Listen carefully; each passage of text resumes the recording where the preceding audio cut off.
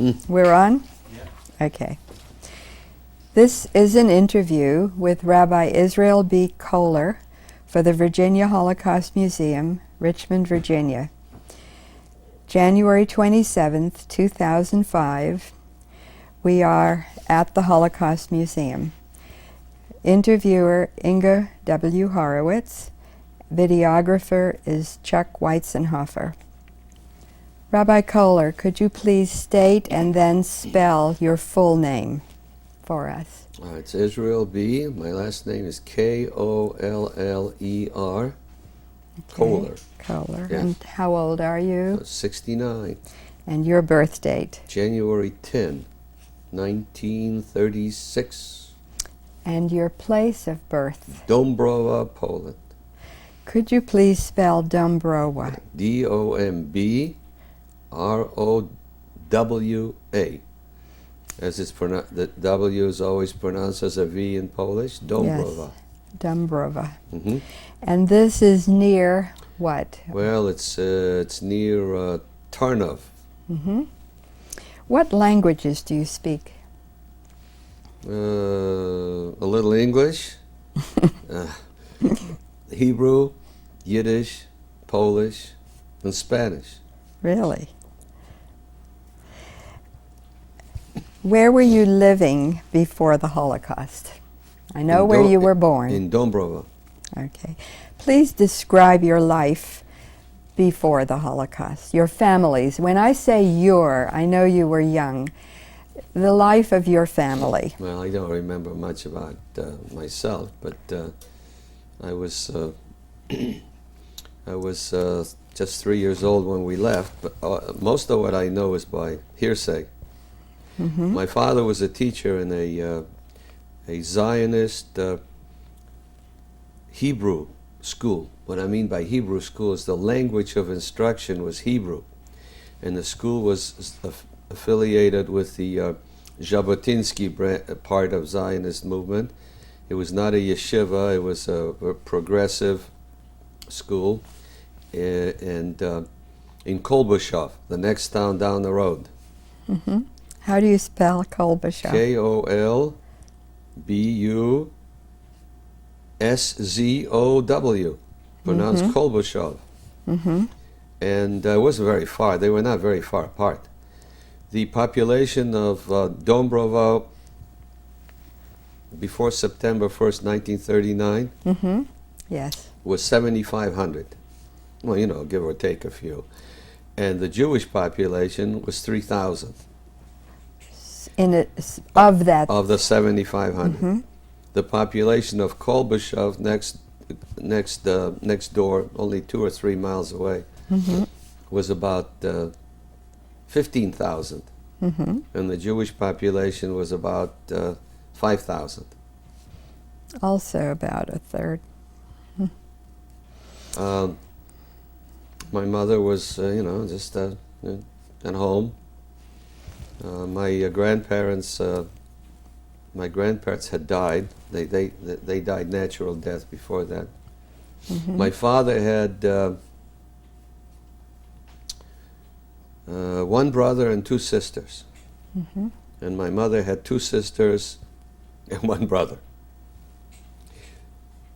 And only one escaped. Only one survived. Of all the uncles and aunts. Yeah, except for my parents, only one survived. Mm-hmm. My mother's brother Your was mother's the only brother. You have a picture of him. Would you like to show that? Yes. At this time? Yeah. It's Joseph. Hold Now, it up to your chest. Let me explain something. This is my mother's brother. Yes. But his name is Joseph Koller, just like mine, because my mother and my father were first cousins and had the same last name. Interesting. So I'm really lucky not only to be here, I'm lucky to be sane. Right? I'm lucky not only to be here, I'm lucky to be sane. They were first cousins. They were first cousins. Yes. And my uncle, Joseph Koller, was the Hold only it one up to your chest. Was the only one who survived. And he came to this country after the war, and he moved to Los Angeles. He lived in Los Angeles until he passed away in 1991. So your family, your parents survived? And I did, and my uncle Joe. So And oh, let me not. Also, Uncle Sam was another one. There were two of them. Two. Uncle Sam, Samuel Koller, he survived by going to Paris, and then somehow he managed to survive the war in Paris, even under the occupation, because he found a place way down south, in the Protestant part of France, where the Germans never checked. They didn't think there was a single Jew down there. And after the war, we found out there were about 3,000 who were protected by the French Protestants, by the Huguenots. So there are two. I don't have a photograph of him, but there were two. There were two of them. That's interesting. What experiences with anti-Semitism did you have in these two small towns before the war? I hear tell that in Dambrova everybody seemed to get along. Many of the Jews were merchants. They had feeding stores, supplied farmers, farm equipment, and it seemed to be a fairly quiet existence. Congenial and. Of course, after the war, there wasn't any Dambrova Jews, so we don't know what it would have been. The Nazis invaded your country. September 1. And they came to Dambrova then too? No, they were there on the 5th, I think. They marched through Tarnov, which was the big city. They marched right through on the 5th. They left behind, in every place they left behind a small element. Just a few people. September 5th, what year? 1939. Yes. And how old were you then? Well, I was 3. I was born January 36, so it's 36, 37, 3 and 38. a half years old. Almost, going on 4. Describe what happened in your town, in Dambrova. Well, we really don't know that much because my parents didn't stay around. They left before September 1st, 1939. Tell us about that. See, my father said that what's coming out of Germany is not just for political consumption, that they really mean what they say. About Jews. He tried to talk my mother's sisters into leaving. He tried to talk his brother and his sisters into leaving, and they said no. Nobody means that kind of stuff. It's we've seen bad days here in Poland. We've had revolutions. We had an anti-Semitic movement in Poland, and everything seemed to kind of shake out at the end. So they wouldn't leave. But my parents packed up and left. They didn't listen to him. No, they left. They left in August of 1939.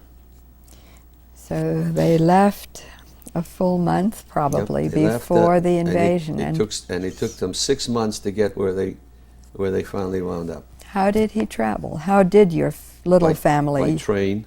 By train? By horse carts, donkey carts, on trucks. Whenever one method of transportation ceased, they looked for another one. Now my father took some money with him, which by the way was worthless once he crossed the border, but he took some other things. So he took some jewelry that they had, some watches, some other things, and at every stage he just bribed somebody. In what direction did he go? What borders were crossed? He crossed from Poland to Ukraine, to Belarus, to Russia, and kept going east until they reached Uzbekistan. which is, of course, not very far from the Chinese border. Yes. Once in Uzbekistan, this trip took 6 months. Yep. Yes, yes, yes. Do you remember any of it? Oh, yeah, sure. You yeah, do? Sure, yeah. That was, 5 years, but almost 4.5. But yeah, I remember some of it. I don't remember it vividly. So like, food. I don't remember it as well as I remember Uzbekistan. Do you remember being hungry on this? Not Probably, if there was food, you got it. The trip wasn't so terrible, because the war with Russia with the Soviet Union hadn't started yet. Mm-hmm. You still had the Hitler-Stalin Pact Mm-hmm. till 1940. So things were fairly normal. I mean, they were poor, they were bad, but they were fairly normal. Mm-hmm. Yeah, there was food. But once we got to Uzbekistan and the war started, that's was a whole different story. Then 1 meal a day was 1 meal a day, bread and some fruit and vegetables, the soup made out of cabbage and things. That was about it. Were you ever in hiding? No, not Were in you always out Uzbekistan. in the open? Not in Uzbekistan. Wasn't necessary. No, because my father worked on the cotton field, and my mother worked in the laundry, and everybody worked. Mm-hmm. I mean, everybody worked, and the conditions were primitive. They were poor, but the Uzbeks did it. I have to give them credit. The Uzbeks did everything they could to at least make life not too difficult. I mean, not there was no oppression or prejudice or that kind of thing. Everybody was working hard. They were as poor as everybody else was. Do you remember the house or the place where you lived? Yeah, there were 150,000 European Jews who descended on Uzbekistan. I wondered about that. And the Uzbeks really didn't know didn't know these people. They didn't speak Russian. The Uzbeks didn't speak Russian. Even then, they still spoke very little Russian. The houses were, one room,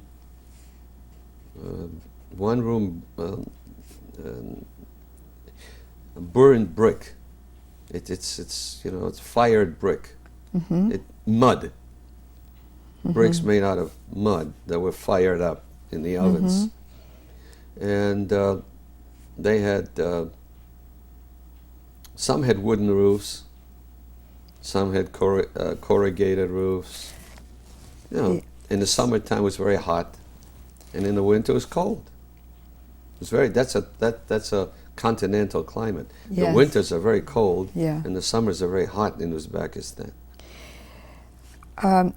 These houses sprung up. That you were in a community of just Jewish refugees? No. The 150,000 Jews were all over Uzbekistan. They had spread a out. large country. So Yes. were you in a city? Where we were, there were about. The city had about 200,000 people. What was the name? Do you remember? The city was Turkestan. Turkestan. It was 50 miles southeast of the capital, Tashkent, which was a big city. Yes. How many? 50? 50 miles 50. southeast. And Tashkent had over 2 million people then. It was a very big city. Mm-hmm. This one was about 200,000. Mm-hmm. And there were about 7,000 European, East European Jews, not Russian, but Right. Poland, Hungary, Romania. Refugees. Right. You were refugees. Right. Now, there were Jews there,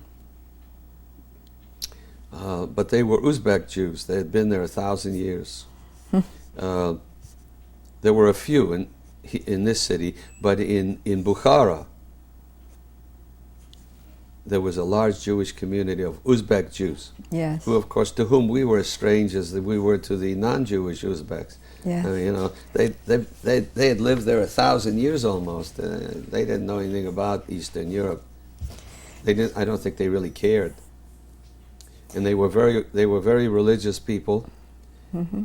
and they had synagogues, because in spite of the communist regime and Stalin's edict to close all the churches and so on, the Muslim parts of the Soviet Union were sort of left alone because they were too tough. Mm-hmm. They were just too difficult to control. You know, the Muslims never gave up on the great Muslim civilization of that part of the world. So they had these great mosques in Bukhara and outside of Tashkent. The old holy places of the old Muslim empire. Mm-hmm. And it was hard to get rid of. There were two places in the Soviet Interesting. Union where the anti-religious edicts never really took place. One was Uzbekistan. I mean, that part of Uzbekistan. The rest of it didn't have any mosques or Muslim schools. But that part close to the old travel routes, where all the old mosques were, Mm-hmm. and Georgia, Mm-hmm. where the Georgian Christian churches never closed. They never paid any attention. And that was Stalin Stalin's home country. That's He was right. born in Georgia. That's right. So there were synagogues, and you do remember going to synagogue? I don't really remember going to synagogue because right. they were far. Bukhara and the other Muslim holy cities were a good distance, and transportation was hard to come by. Yes. Now, so that took 6 months. You left in August, September, October, November, December, We January. came there on January. You arrived in Yeah, January. it was bitter cold. That was January of 1940. Yeah, All right. 1940. How long did this kind of life continue for your Continued family? for us till 1945. For you And my and mother. your mother. And about 150,000 other Jews. Mm-hmm. So until the war ended, Until the war 1945. ended. When the war, I remember this this I remember. When the war ended. Well, we haven't gotten to there yet. All right. Well, hold on to it. Hold on. Okay, we'll get there. Okay. Okay, so we have you in Uzbekistan. I'd like to, before we go further, because I know your father leaves you there, I'd like to go back to Dambrova and to his school where he taught, to life there, and to the pictures that you brought before we go any further. Okay, well, Okay? he taught in a school where I don't know, you probably can't really see it, but if you look at the pictures, you will see that many of the men students, This is reflecting, so you hold it down a little. you'll see that many of the gentlemen students Yes. wore uniforms, military uniforms, Mm-hmm. right? No, let me see. Yes. In this picture, Yeah, they wear military uniforms.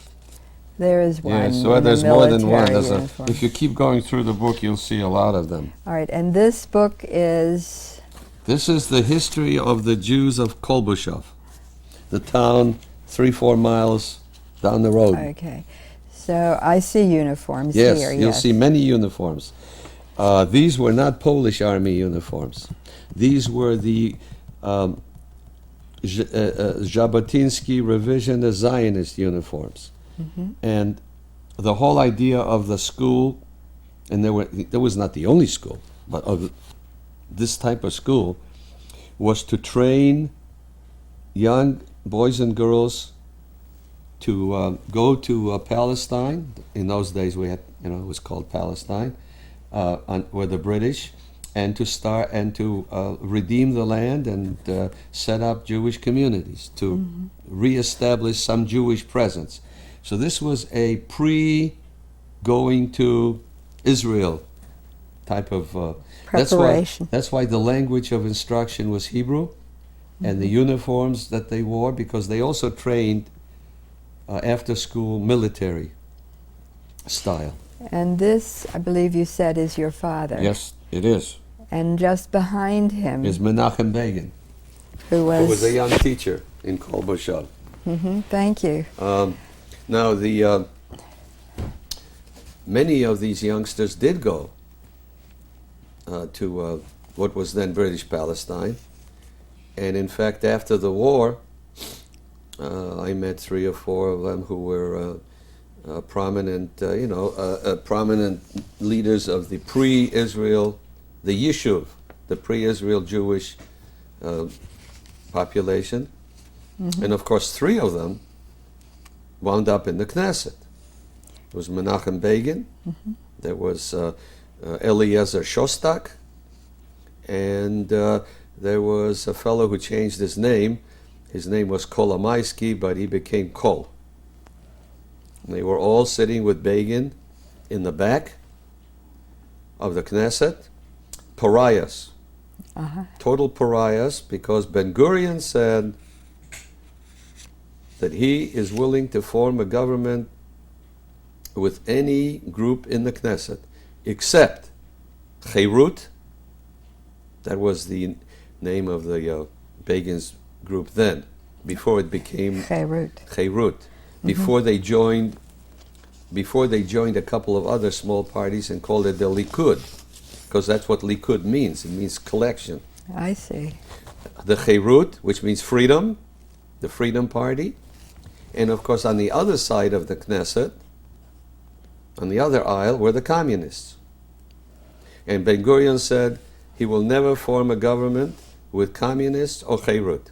He considered one too far right, too military, and he considered, of course, the others untouchables. They were both untouchables. So Begin used to sit there as a backbencher, and he used to come to Los Angeles and Detroit, where my parents lived, and my uncle. Much later. Well, after the war, and by 49, 50, 51, 52, for about 10 years, to collect money for the elections for Cherut. Never got over 5 or never got more than 5 or 6. Same 5 or 6 sitting there for 10, 12 years. But he did carry out money, and he used to sit in the house and drink tea, and my parents would talk and discuss things, and always spoke in Hebrew and in Yiddish, and then he would pack up and leave. What did you think when he became prime minister? I listen. I was as amazed as anybody was when the Likud, the Cherut, and the other groups were called in by the president to form a government, and Begin was called in as the leader of the largest group. Nobody believed. Expected it. My father said, "No, this can't be." He kept. It was the day before the internet, so you had to wait for news. It's the only time where he went down to a friend. We had a friend a few blocks away who had a son who was a shortwave nut. And we all went down and asked him if he could get Kol Yisrael, Radio Israel. And it was like, 10 o'clock in the morning, because it was already, 7-hour difference. And we got Kol Yisrael make the announcement that the president had just called in Menachem Begin to form a government, and Mr. Begin assured the president that he can do it. Nobody believed that he could do it. Nobody. Said he'll never be prime minister. You can forget about it. 3 days later, he was prime minister. Yep. What a period in Israel's history. Well, we've jumped way ahead. Interesting. Now, Begin was everything people say about him. He was a real gentleman. He was an old-style, Middle European gentleman. That means he kissed women's hands, he bowed down, he pulled out chairs. He was a real gentleman. And the years that he was prime minister and my father was still alive, he never failed to make a telephone call or drop a note every month. Really? Every month you could count on either a letter or a telephone call. From Begin? From Begin. Really? Yeah, to my dad. Never failed. Every month, once a month, the letter came, or the telephone Because book. he didn't forget From the who prime- had supported him. We used to get the secretary on the line, speaking in Hebrew because she knew she could, and she said, "There's a call coming through from Prime Minister Begin." There he was. Took a minute or two, but he never failed. Let's go back in time. Thank you for More in bringing time? More? more. Oh All right, yes, more in time. We're in this. Is there anything else that you would like to tell us about Dambrova? Before we leave the school, Dambrova and you have a picture of the synagogue there. Yeah, Dambrova was. This is a rather large synagogue for a small town. Yes. But the 3,000 Jews in Dambrova had 8 synagogues. 8 synagogues. Was this the largest? This was the large synagogue. They had 8 synagogues. The synagogues ranged all the way from the Aguda, the most Orthodox, the most Orthodox, also non-Zionist. They didn't think Jews should go to Palestine to start forming anything until the Messiah comes. Yeah. So my father and the Jabotinsky and Begin, they were not popular people in the Aguda crowd. No. But it ranged all the way from the Aguda to a modern synagogue that probably in the United States would be termed conservative. Everything in between. The modern Orthodox, the Aguda Orthodox, the semi And what Aguda. was this one? This was the large synagogue, which was the synagogue where most of the non-ultra-Orthodox Jews went. The one, not the non-Aguda people. These were where the Zionist crowd went, the modernistic crowd, the people who had more than just a cheder, yeshiva education. That's where my father went. People like that. Have you ever been back to this No, region? no. Does that synagogue exist? No. Do you know? No. It doesn't. No. The synagogue was made into a warehouse, and then it was made into a shipping center. Truckloads in and out.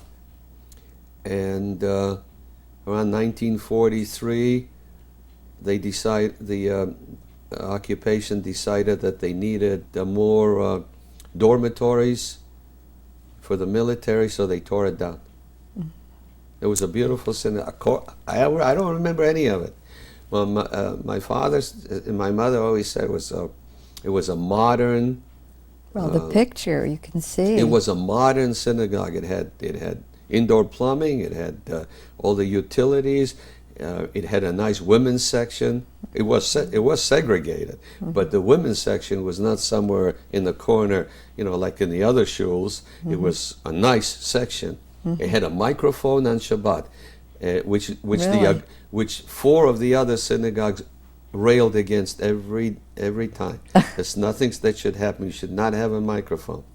Like they did put it on before services on Friday and let it go to Saturday night. They didn't shut it off or turn it on, but it was there. Now, let's go back to Uzbekistan, and January 1940, your father was working. What happened next to him? He was working in the cotton field. That part of Uzbekistan is big agriculture country, south of Tashkent. It had to supply Tashkent with almost all its food. That's 2 million people. So they had tobacco fields, cotton fields, cabbage fields, carrots, and all kinds of stuff. In the summertime, we ate a lot of vegetables. Vegetables were available. Bread was meager, but wheat was meager, but vegetables were available. In the wintertime, things were tough. It was really tough. In the summertime, my parents worked in the fields. In the wintertime, they worked chopping wood. They worked in the lumber business because everything that was built during the war in most of the Soviet Union was lumber.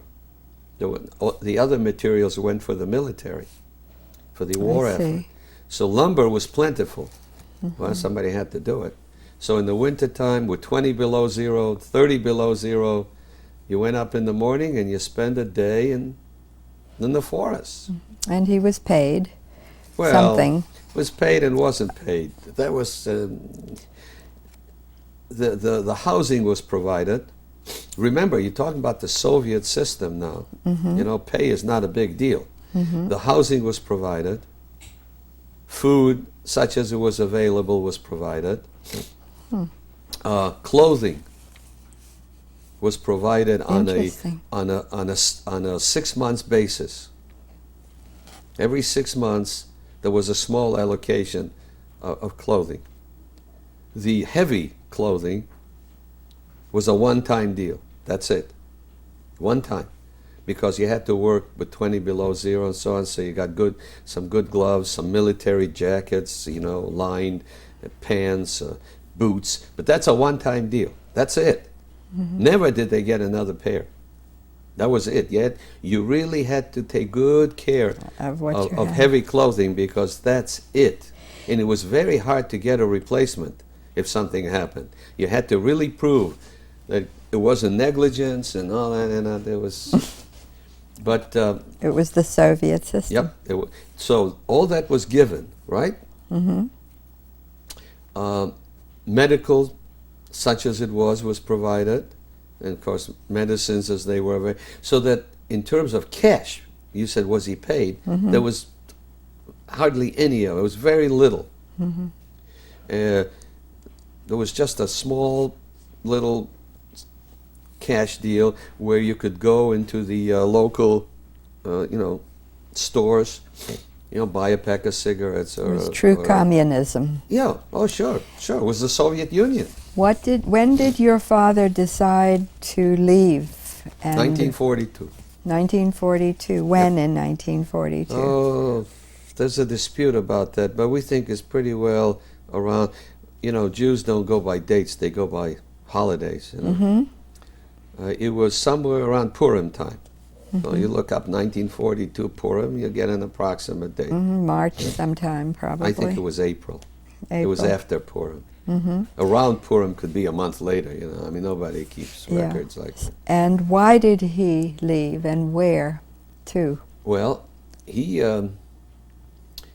read the papers. No, they didn't have papers. The Tashkent papers, they were in Uzbek or in Russian, but there were people who read Russian, and so they translated. Every day somebody translated the main articles, and the news started coming in about what was going on at that time. Not heavy yet, but about concentration camps and Jews hiding in the forests, and the disabilities placed upon Jews and the harsh conditions. And so there was a group. There were about, I think my father said about 400 people who said, it's not right for us to be here and hide out in Uzbekistan, Men. These were all men? All men. It's just not right. And so they packed up and they left. And they joined, most of them joined the Tito underground, because the Polish army was pretty well gone. Yugoslavian. The Polish army was pretty well gone. There's no point joining. You couldn't join a Polish army. There wasn't any Polish army. The Charles de Gaulle did not really want East European Jews, because he said they would have trouble acclimating to the French officers in the French language, and so that he said better they should join somewhere where they would feel more at home. Well, there was not much left except Tito. So that's where everybody went. They went to the Yugoslav underground.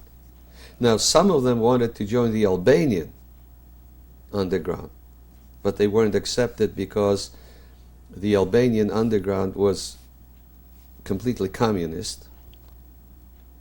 And, you know, after the war, Albania became the most communist, closed-in state in the world.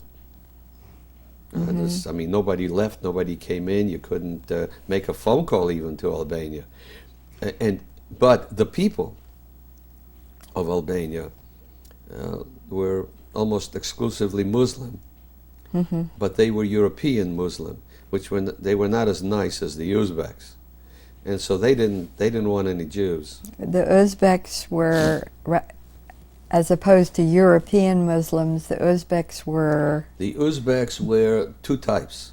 There were the religious Muslims, who still went to Bukhara and other mosques and prayed every day, and in the middle of the workday they would take 5 minutes off and pray 6 times a day. And they were the Soviet Muslims who really didn't pay any attention to Islam. But both of them were very liberal people. They didn't discriminate. You're here, you got to work, you got to eat, you're like everybody else, and you know, Well, we all get along.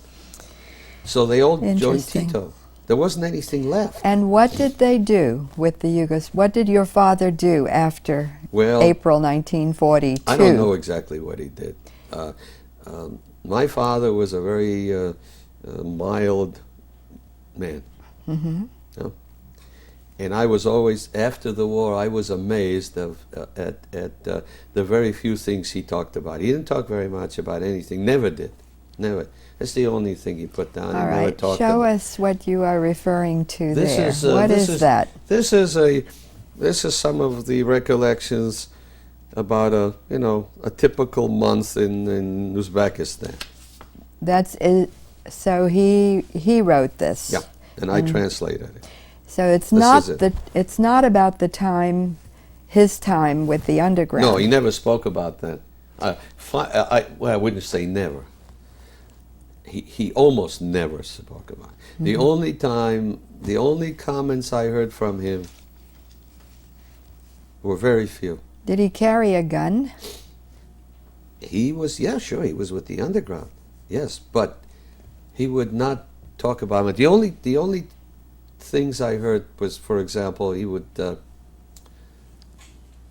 We went to a store one time in Detroit in the winter, a lot of snow, bitter cold. Gotta get some shoes, winter shoes. So we went to a store. We knew a Jewish gentleman had a very nice store in Oak Park. And we went in there. And I still remember his name, Shaul, another survivor. And he had a store, clothing store, nice suits, shoes. We said, we need some boots. Okay. So he took measurements from me. He gave me some boots. Felt okay. Now my father sat down, did the same thing, gave him a pair of boots. And he sat there for a long time. I mean, more than ordinary, I said, just sat there looking at these boots. He turned them around, upside down. I wonder what was going on. He said, Shaul, he said, see these boots? Could have used these boots because it was so cold and there was so much snow that the first thing when German soldiers were killed, the first thing you do is you remove the boots. A little glimpse. But he never said much, and he never said anything much that amounted to more than what you just heard. Once he made a comment about a coat. That's all. That's it. That's all I ever heard. So. And a third time he made a comment about food, rations. You went for 3 things. You went for boots, for coats, and for rations. German rations. Yep, that's the first thing you took off a dead soldier. Didn't say guns, didn't say bullets, didn't say anything. That's the first. Those are the things. He never said anything else. Interesting. So you survived. Did you go to school in Uzbekistan? No, I was in an orphanage. You were in an orphanage. Tell us about that. Well, they Immediately? yeah, just about immediately. You They didn't had- live in this Yeah. house with your no, parents? No. The Uzbek government set up orphanages in all the Commune towns. style. In all the towns where there were East, Jews from Europe, East, and they put all the kids in there because the government had a stipend, and so conditions were better there than they were outside. And my parents had to come 5 miles, walk over and visit. And one day, I remember this very clearly, it was 1945, beginning of 1945. No, it was middle of 45. The war was just about over. And the rumors were spreading that it's all over and things are, the Russian, because we didn't know there was an American army or a British or a French, because the Russians did everything, The Russians have taken over Germany, the Russians have got Hitler, there's no mention of any other army. And we really didn't know there was another army until we found out later. But anyway, the word was the Russians had taken over Germany, it's all over. And so they were going to close the orphanage. And one day, buses arrived. And they said, pack up everything, get in the bus, because we're going to take you to Tashkent. And everybody is going to go to school, and you're going to live there. And, eventually you'll become part of the great Soviet Union. It's a wonderful country. I'm sure that's where you want to be, and we build a new world. We got rid of the Nazis and Hitler, and it's going to be a whole new world, and it'll be our world. And my mother, I remember this distinctly. Buses were loaded, everybody was going, and my mother arrived 5 minutes before. In fact, she arrived. The four buses before me had already taken off.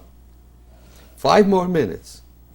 What were you thinking? I don't know where I would have been. I mean, I don't know. I might have been some communist Were all these commissars. children in this particular orphanage, were they all Jews? No. They were not all Jews. They were not Uzbeks.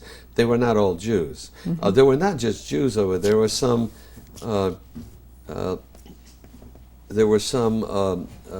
Ukrainians and Poles and others who were on the bad list because they were either liberals, they were Democrats, or they were homosexuals, or they were on the bad list in Germany. In the Nazis, so they were there. They had escaped just like everybody else. I see. So these were refugee That's right. children, but That's not right. all Jews. Of all the Eastern refugees over there, they constituted maybe 5%. Who constituted? These people, the non-Jewish. The non-Jewish. They were about 5%. So about 95% in the orphanage were Jewish. Oh yes. Uh-huh. Yeah. And 5 more minutes, that bus would have been gone. Ooh. So, my mother came, and I came down to say hello, and she said, what's going on? I said, I don't know, we're leaving for somewhere. So she went over and she spoke to the people in charge who were standing there with the notebooks. And, she said, what's going on? They told her, and she said, oh, no, you can't do that. You were an only child. Yeah, you can't do that. And they said, okay, look.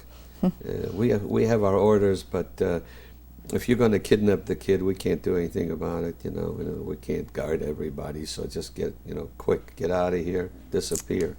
So I left. I mean, I walked away. I had nothing with me. Just walked away. You were 9 years old then. Yep. Just walked away. Walked the 5 miles back, and about a month later, I remember that too.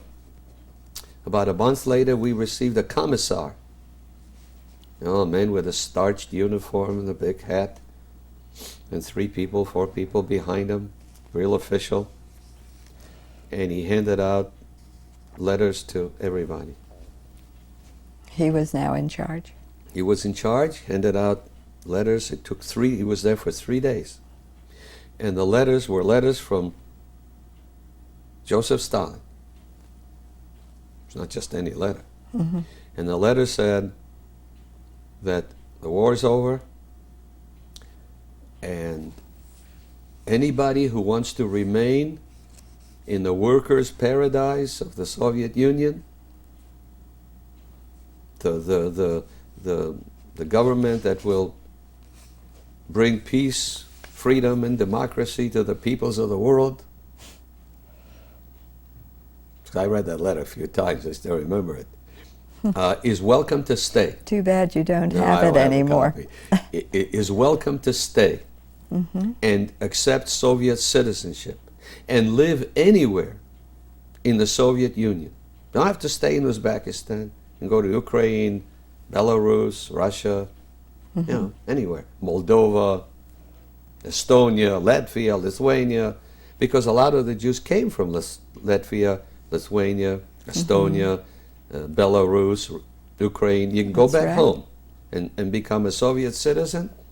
Love to have you. But those who don't want to, do that, will be given sufficient funds to return to the country from which they came. That was very nice. Not bad. No, that was very good. Let me tell you, Joseph, he didn't say anything about Stalin, but he saved a lot of people. He also killed a lot of people, Yes. but he saved a lot of people. He saved a lot of refugees. After this, Yeah, he saved a lot of changed. refugees. Yes. And most of them, So- I remember the discussion that went on. Everybody was assembled, and there was a big discussion, pro and con. What should we do? Pro So and, well, you know, want... Well, there were some Jewish communists, Polish Jewish communists, all in the crowd, and I remember some said, "Okay, we're not going anywhere. We're going to stay right here. We're going to, and we're not going anywhere." But most people left. They're the old people we are now trying to support in Eastern Yeah, Europe. they left. in They left, Russia. and they went back to wherever they came from: Latvia, Lithuania, Poland, Russia. Of course, they didn't go back to Russia because that means they would. Now, there was a question whether Russian Jews could go, and they couldn't. Russian Jews could not leave.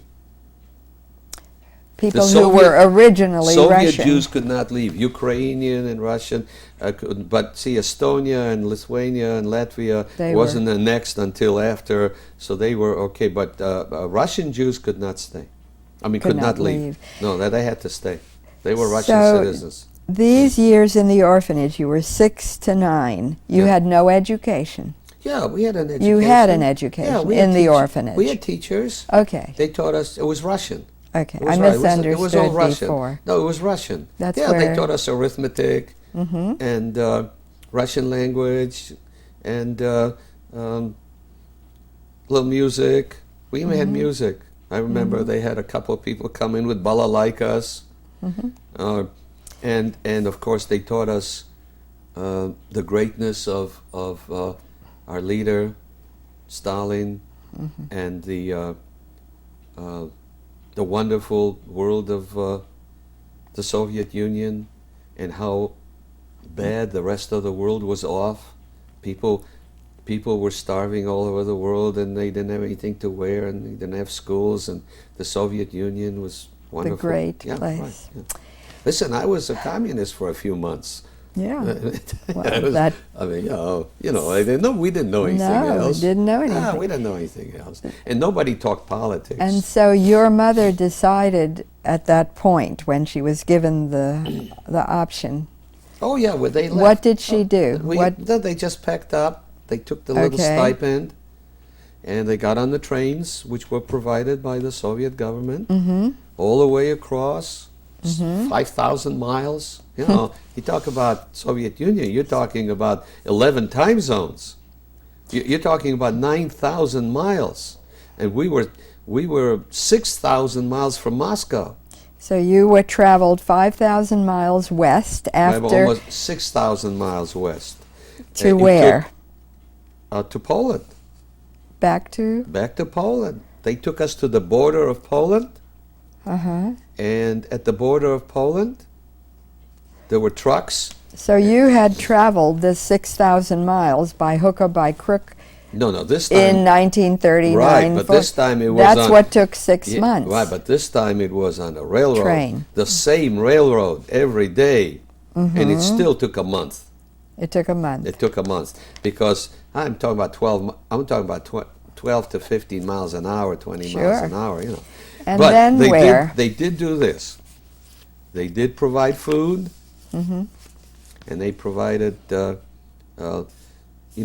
amenities in the sense that they didn't pack in people. I mean, it wasn't like, God forbid, the Nazi trains, you know. Mm-hmm. I mean, these were passenger trains, you know, sort of primitive, Mm-hmm. but they were passenger trains, and they left enough room so you could, maybe a youngster could lie down, and I mean, there was room, Mm-hmm. and they had food, and when they didn't stop, when they made good time, they would, bring the food from. I mean, sometimes it took a long time, but everybody eventually got something. It took a long time. Mm-hmm. So where did we you got to go Poland. from the Polish border? We got to the Polish border. From the Polish border, we went to a UN. What do you call it? A UNRWA? camp. Yeah, an UNRWA camp. What, did you go there to live? No. Well, yeah, for a while. Mm-hmm. And A then, DP camp? Yeah, Displaced DP, persons DP camp. and then we weren't there very long. Mm-hmm. And we moved on to Germany, Mm-hmm. and we spent 2.5 years. How did you meet up with your father again? Oh, he was he met us over there. I mean, they coordinated as soon as the war was over. Yes. They coordinated. They knew where everybody was. He knew where we were. We didn't know where he was. Mm-hmm. And so the Soviets, one thing they were very good. They provided the transportation, and they told everybody where we would be. Mm-hmm. So when we pulled into the Polish border, there he was. He was at the border. He was He right met there. you. He was right at the station. Do you remember? Oh, sure. What did he look like? Like somebody I didn't know. Really? Yeah, somebody I didn't know. Mm. I had no idea. And then they took us to Poland is a blur because it wasn't very. It wasn't. We weren't there long, and also it wasn't very good, because after the war there were pogroms against Jews Yes. in Poland. Uh-huh. Couple of my father's friends were actually killed in one of those little towns. Yes. They went back to see if any property was left and so on. People were living in their houses, and one night they attacked the house, and then they actually killed them. I mean, but Poland is a blur because I don't remember much of anything except that one day they put us on buses and took us to Germany. And And, there to Put a, us in a DP camp in Berlin. what in was the name of that? Do you remember? In the Schlachtensee. Schlachtensee. I have right. no idea how to spell it. I forgot. Yeah. I think it's SCH. It's I well do. known. It's SCH, LACH, TENSEE.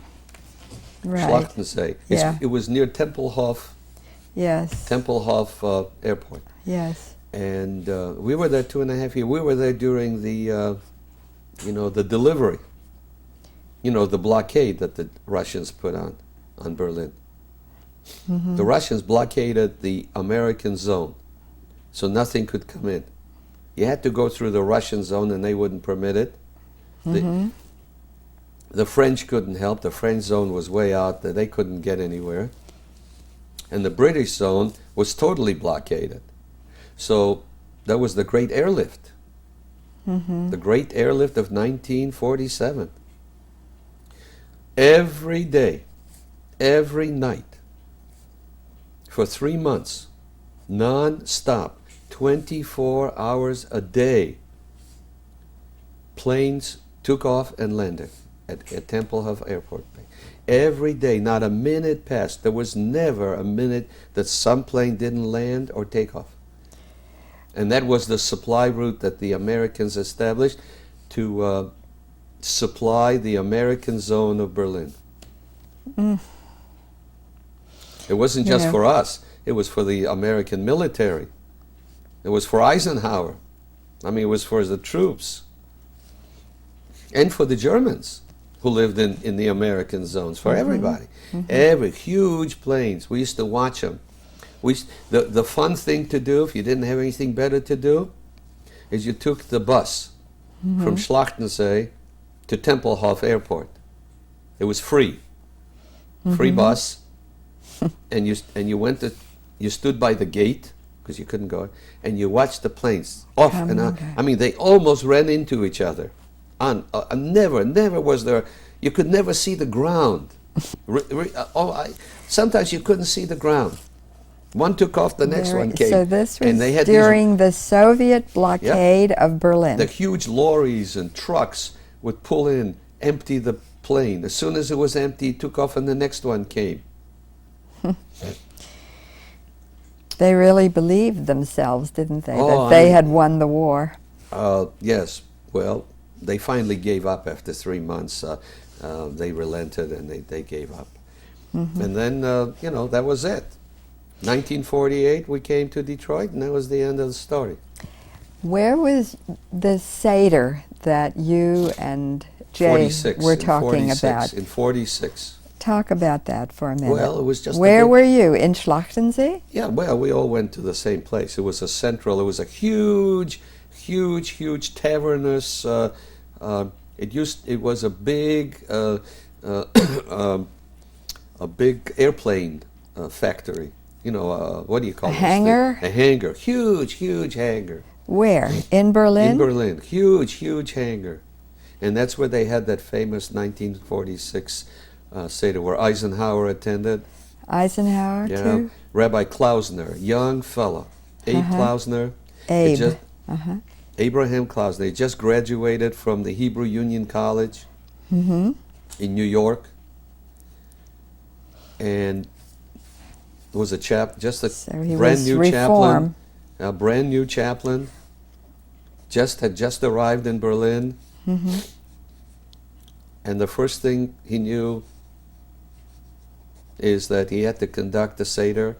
He didn't worry too much about it, I understand at first, until he found out what it was. Then he started shaking.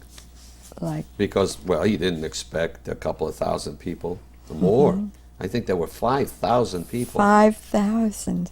And Eisenhower and Clay, General Clay, and General Eisenhower, and Lucius Clay. Lucius Clay, and the governor of the British sector, and what's his name, Admiral Jolet from the French. And this was. And you were there. Oh, yeah. And you were how old then? 10. You were 10 years old. I was 10 years old. And my father and I were there. My mother didn't go. My father and I were there, and there were 5,000 other people. And Klausner, I don't remember much, but what my father used to say, Klausner did an excellent job. Best Seder he ever saw for 5,000 people. Everybody had a Haggadah, 5,000, published by the military. Supplied by the American. No, published by the Jewish Welfare Board. Oh, okay. JWB, 5,000. And the Haggadah, Jay has such a Haggadah. Everybody had one, and everybody had a meal, and it was fast, and it was well done, because every sect, they had it in sections, and every 20 people were a section, and every 20 people had 4 waiters, and so it was fast, and they had 5 kitchens. They had 5 kitchens that were working for 2 weeks before. Everything worked like clockwork. Seder, 1946, was something to celebrate. Yeah. I got to get out of here. Yeah. Well, after that, there's nothing to tell, because we came to Detroit, and My father, got his job, which he kept till he died. What did he do? He was a mashgiach. Detroit, in Mashgiach. Yep. He was a mashgiach for a large catering company that did bar mitzvahs and weddings and funeral receptions and you name it. And it was strictly Orthodox. And he was the mashgiach. He did that's what he did. And he was accepted by the board of rabbis because they trusted him. And you? Went to school in Detroit, and yeah. when did you decide I went on to your school, career? I went to Wayne University. Then I went out to Los Angeles, where my Uncle Joe lived. To Hebrew Union College? No, I went to UCLA for 6 months and didn't like it. I went to UCLA Law School and didn't like it. And I lived with my Uncle Joe in Thousand Oaks, where nobody lived. Today there are 300,000 people, and the houses are $3 million a piece. But at that time, he had a house in Thousand Oaks for which he paid $25,000, and everybody said he was crazy. It's 30 miles from Los Angeles. There are no Jews. There are no people. There's nothing there. You're out of your mind. So that's where we lived. We were out of our mind in Thousand Oaks. For Shabbat, we always came to Los Angeles. And we stayed at the Beverly Hotel over Friday night and all of Saturday, and we ate in their kosher restaurant, and Saturday night we'd get in the car and go back to Thousand Oaks. So what you're telling me is that your family remained very observant after... Sure. Yeah, sure. Then I went to Hebrew Union College. Then I went to the military. Then I went back to California for 14 years. Then I went to West Virginia for 25 years. So then I retired to Richmond. And after 2 years of retiring, they got me at Orphanage. So I'm now I'm not retired. And next year, God willing, I'll re-retire. Okay. That's it. They got the whole story. That's your life. Yes. That's the life. Your uncle, one more question. This I'm going to leave with. This uncle you can have. survived how? Which uncle? The one you lived with in Thousand Oaks. Well, the two uncles. He survived. No. There were two uncles. It was Uncle Sam and this uncle. One went to Israel. No. Palestine. This uncle came to the United States Joseph. in 1933. Joseph Koller. Right, so he's not a survivor. I see. He was here in 1933. He came to in Los Angeles. Well, he came to New York, and he got a job on the railroad. And when he came to Los Angeles, he didn't want to go back. He said, "I'm not going anywhere." 1933, Los Angeles, palm trees, sunshine, movie moguls. Smart man. Right. Now, my Uncle Sam survived by going to Paris. Paris. You told us that. I'm sorry. And that's where he survived. And to southern France, where he the Huguenots. Somewhere in some inky-dinky place where they had 5 or 6 Jews. And once a year, the Vichy government sent down somebody to kind of look around. And when the Vichy guy came, when the Vichy came, they said, "Go ahead." And the Jews were right there. They were right there. The 5 Jews. He was one of them. They were right there. I mean, they talked to the Vichy guy. I mean, they spoke with an accent, and the Vichy guy wanted to know who they were. And they said, "Well, my uncle always said he was from Switzerland. From the German part of Switzerland." He spoke a perfect German. From the German part of Switzerland. "What are you doing here?" He says, "Chickens, pigs, cows." Okay. Lucky. He said, yeah. Now, is there any lesson, this is a tough question, that you think we should learn from remembering this period? Yep. The 2 lessons. Okay. One is, never say it can't happen anywhere. And number 2 is, always say we're not going to let it. Always say what? We will not let it. We will not let it. That's right. Never say it cannot happen anywhere. And the second is, say, the reason it won't happen anywhere is because we're not going to permit it. And we've got better tools now. We have much better tools. We have in Israel, we have a strong American community. The countries in which Jews suffered the most are pretty well out of Jews.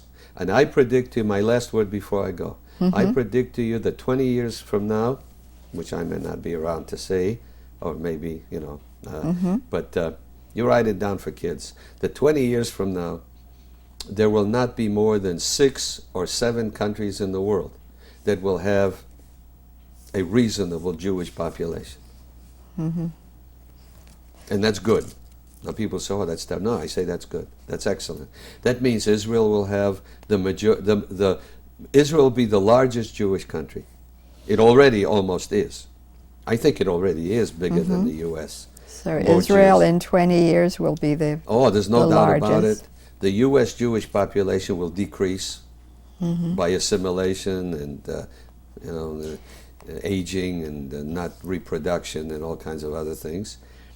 France will retain a Jewish population. England will have one. Canada will have one. Argentina may hold on, and that's about it. What about Australia? Australia and New Zealand will be what they are. South Africa will be gone. There'll be very few Jews left anywhere in Europe, outside of France. Germany? This is temporary. The Jewish influx of Russian Jews is temporary. They're not going to stay there. They're going where? They're going to go to Canada. They're going to go to the U.S. Some will go eventually to Israel. Some may go back to Russia if the economy perks up and it becomes a nice capitalist country. They may go back. I don't think, other than these countries, there'll be Jews in many other countries, but there'll be 500 here, 1,000 there, 1,200 here. They won't amount to much. And so that we have to be on guard that it can't happen. It can happen anywhere. But don't let it happen anywhere. Okay. Rabbi, thank you so very, very much. It's always a pleasure.